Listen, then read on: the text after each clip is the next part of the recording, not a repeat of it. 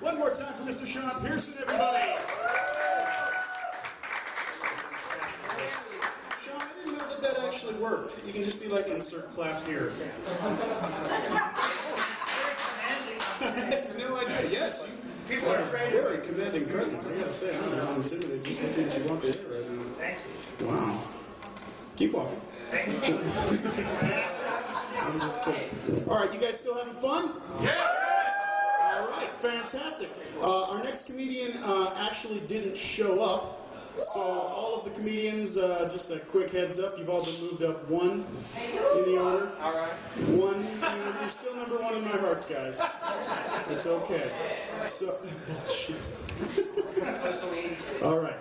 I have nothing to say. That was a perfect heckle. All right. Our next comic coming to the stage, a regular here at 3rd Street. He has been practicing his craft for a couple years now. He's good at improv. He's good at sewing. He's, I'm pretty sure he can change a flat in like no time whatsoever. And he's just like, okay, sorry, I'm spitballing. All right, folks, our next comedian coming to the stage. Give it up for Mr. Greg Campbell.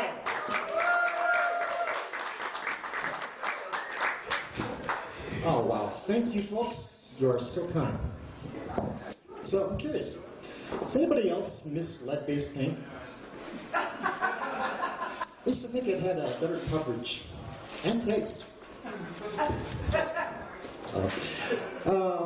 So I'm a little upset with Domino's lately. Ordered a pizza the other night, and they absolutely refused to slice it the way I instructed.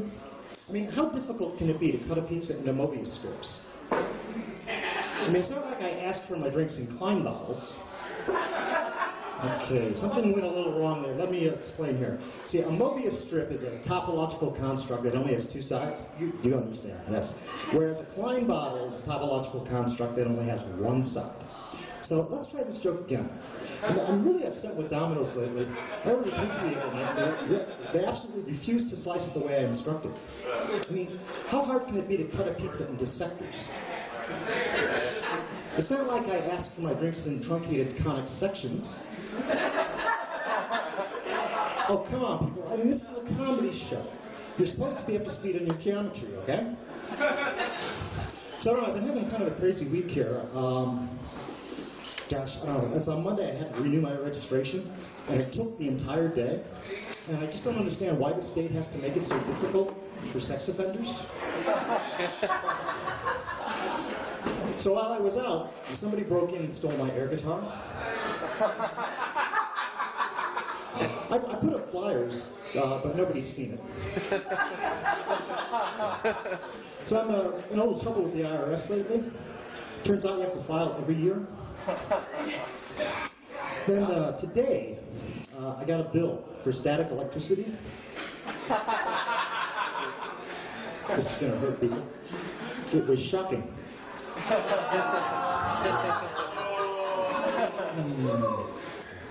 So I was at my doctor's, and I told him that I thought I had epilepsy, and he told me to shake it off.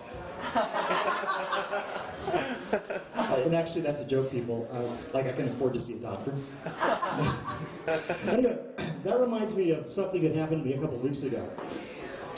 Us comics, we don't just pretend to be friendly to one another up here on stage. We also pretend to be friendly in real life.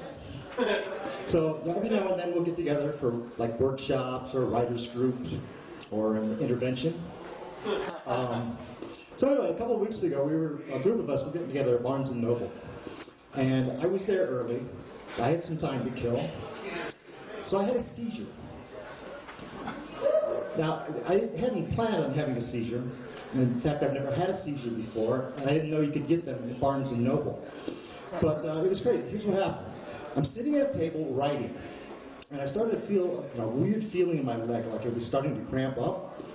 So I went to stand up, and as soon as I did, my knees went weak. And I had to start leaning against the chair just to hold myself up. At that point, I started shaking uncontrollably. I'm shaking like a paint mixer. And this chair is rattling against the floor, and everybody's staring at me with their mouths wide open, like, what is going on with that old geezer spazzing out in the corner? At this point, my line of thinking is not clear. I want to get out of this situation. So I let go of the chair and tried to walk away, at which point I immediately fell to the floor. Now, I got to hand it to the folks at Barnes & Noble. Their ceramic tile floors are the softest I've ever fallen on. Didn't feel a thing.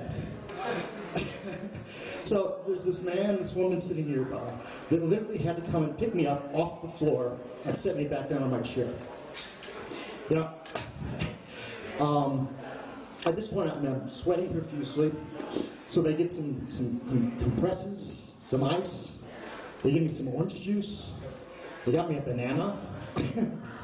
Yeah, after a while I'm starting to, feeling like a toddler, and these are my parents, with the exception being that both of them are sober, and nobody's yelling at me.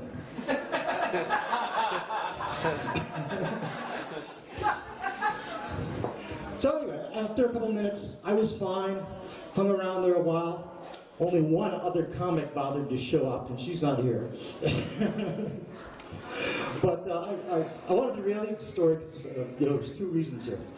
First is you need to be careful about what you joke about because you could end up being the punchline. The other thing is I now know how to score free orange juice and a banana. All right, thank you very much. It's been a pleasure.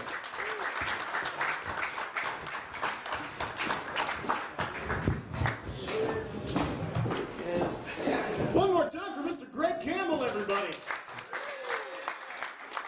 Fantastic work. All right, I love this part. We have a comedy virgin coming to the stage here at 3rd Street. Yes. Everybody get crazy.